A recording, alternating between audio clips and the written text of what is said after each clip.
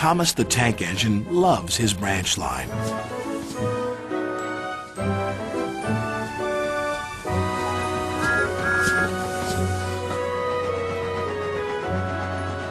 One day, when he stopped at a small station, some children looked sad. They've closed our playground and our favorite sand pit. Teacher says the sand is soiled and too dirty to play in. Please help us, Thomas. I'll see what I can do, replied Thomas kindly.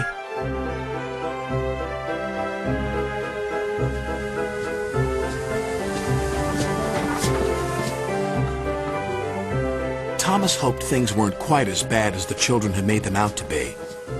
But as he passed their playground, a large sign read, "Playground closed until further notice." The children were right, thought Thomas sadly. He puffed into the yards and was just about to tell the other engines about the playground when Percy rushed in.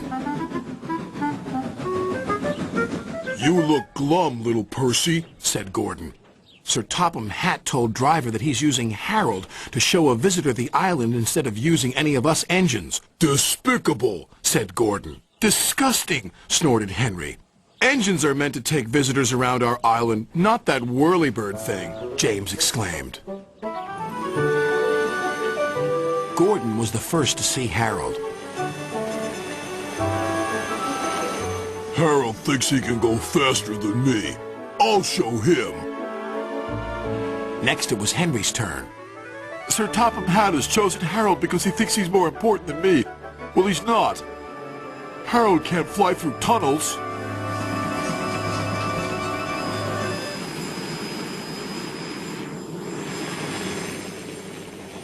Percy stopped by a signal on his branch line near a field where sheep were grazing. Harold hovered for a while, then buzzed away.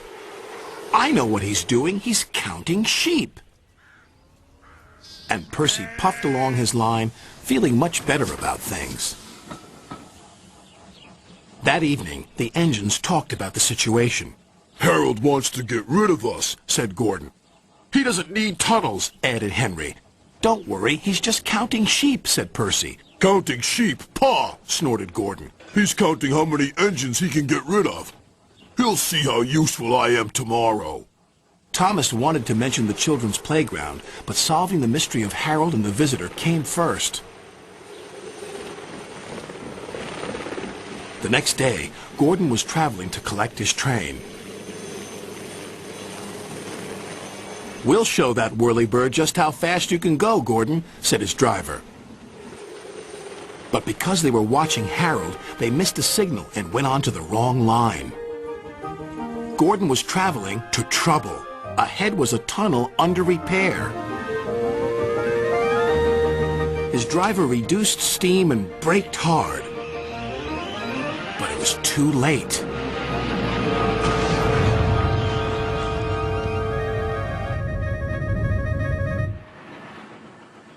Later, Thomas pulled Gordon clear with the breakdown train. Sir Topham Hatt spoke severely to Gordon's driver. "Will Gordon be scrapped, sir?" asked Thomas sadly. "What makes you think that?" said Sir Topham Hatt. Thomas decided to pluck up courage. "Because the engines think the visitor is here to see if we can be replaced by Harold." Sir Topham Hatt laughed. "Well, the engines are wrong, and you shouldn't listen to rumors, Thomas. This gentleman is making a new playground for the children. It was easier to find a suitable site from up in the air." "And what's more," said the visitor, "that tunnel sand will be perfect for the playground. Sand we found by accident, you might say."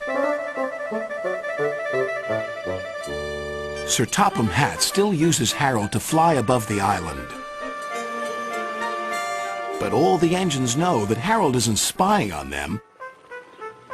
He is just being very useful.